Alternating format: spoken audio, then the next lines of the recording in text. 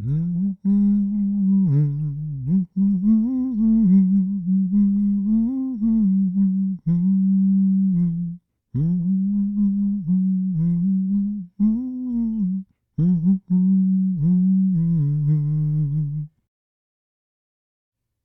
apples forever, apples together.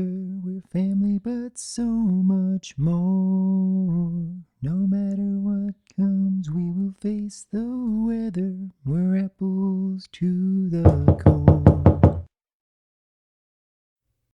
Come in.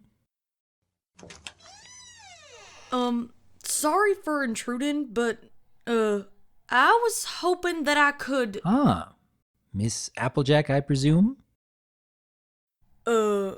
yes. Yes, that's right. But how did you... I wasn't sure exactly when you would be showing up, but both Twilight and Fluttershy have been talking a lot about you over these past several weeks, and about how much they've been encouraging you to come for a visit. Oh, have they now? Well, ain't that always the way? My friends have always been looking out for me, even when I'm being a bit too stubborn to listen to their advice. And I guess I have been moping about a bit more lately. I hope I'm not interrupting anything important, though. Oh, not to worry. I'm actually finished with my appointments a bit ahead of schedule right now, so I have some time to spare. Have a seat and tell me what's on your mind.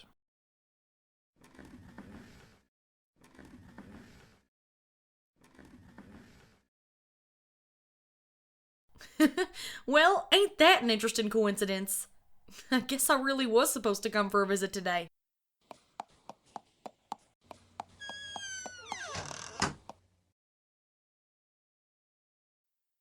Well, Doc, should I be calling you Doc? That's perfectly fine, Miss Applejack. Okay, then. I guess well, shoot, I had this whole speech worked up in my mind. Take your time. I'm not here to rush you through anything. I want to do something about this stubborn pride I have. I'm not sure how else to describe it. It's been a problem for as long as I can remember.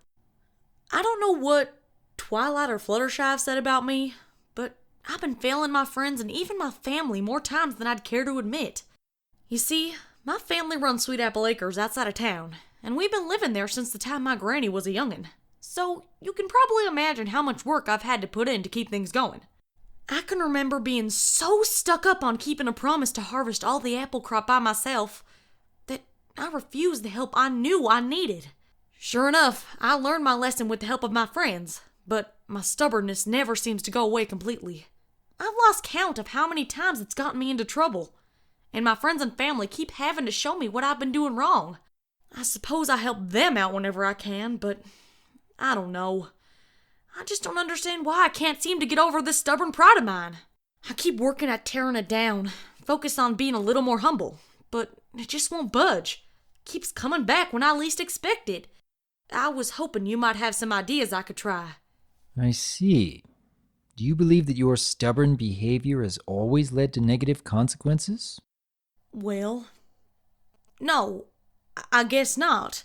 I'm sure that my refusing to back down has helped on occasion, especially when my friends and family are in danger. But isn't there some way for me to hold on to being that resolute protector while being willing to listen a bit more to reason when that pride starts creeping in again? Perhaps. Though from what your friends have told me about you, and even from what I've been hearing today, I don't believe that your weakness is quite as bad as you make it out to be. But I can do better! I know I can! I don't know how. I used to know exactly what I needed to do to be better. Or at least, I thought I did. I've been trying to figure out why I've been feeling so down about it lately. You seem to have taken quite a bit of responsibility onto yourself, haven't you? Oh, absolutely. And don't get me wrong, I'm not trying to complain about lifting a heavy burden. I'm more than happy to help my friends. And I certainly wouldn't want to have Granny Smith or Big Mac taking on any of my chores. I'd be much more concerned about easing their workload, especially when it comes to Little Apple Bloom.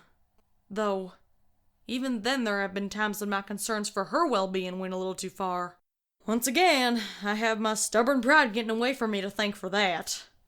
Out of everyone in your family, who do you suppose takes care of Apple Bloom the most? Oh, I'm sure that I've been doing the most for Apple Bloom each day. Big Mac is usually out working the fields, and Granny Smith is getting too old to keep up with such an energetic filly. I wonder whether your desire to put aside some of your relentless behavior has less to do with being a better friend and more to do with being a good example for Apple Bloom.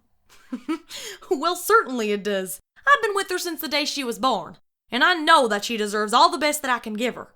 Which is another reason why you feel the need to better yourself, even in the face of a weakness that refuses to go away completely.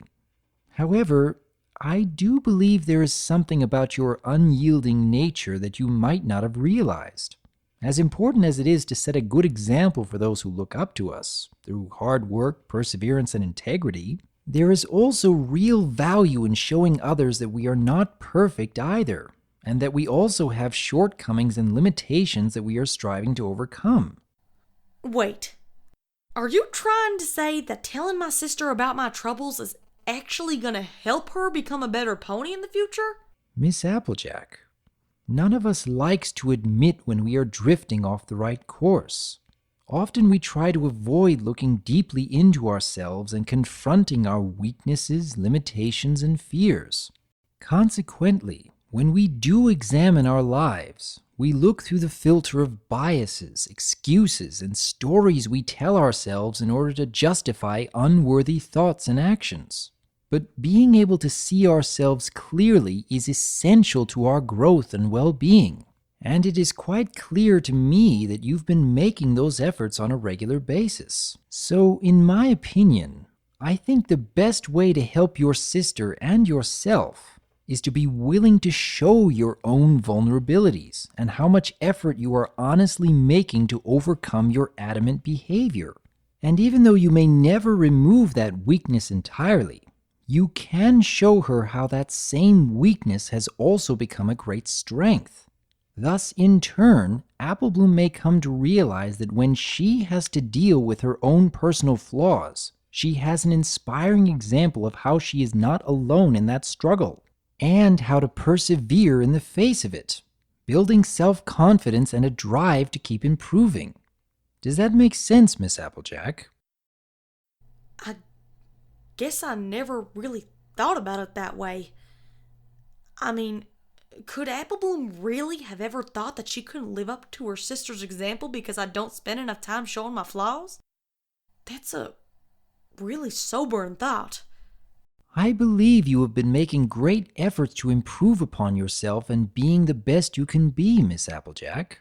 And the fact that you still felt the need to come talk to me even after accomplishing so much shows that your stubborn pride is actually telling you to never give up on finding ways to be better. But from what I have heard from your friends and what you have shown today, I really do believe that you are doing far better than you might realize. Yes, there is more that you can learn, just like everyone else can still learn. Thank you, Doc. I really appreciate that. I think I know what I should be doing now. I got a lot more work ahead of me, but I feel like my spirits have been lifted a bit. Glad to hear it. Take care, Miss Applejack. You too, Doc.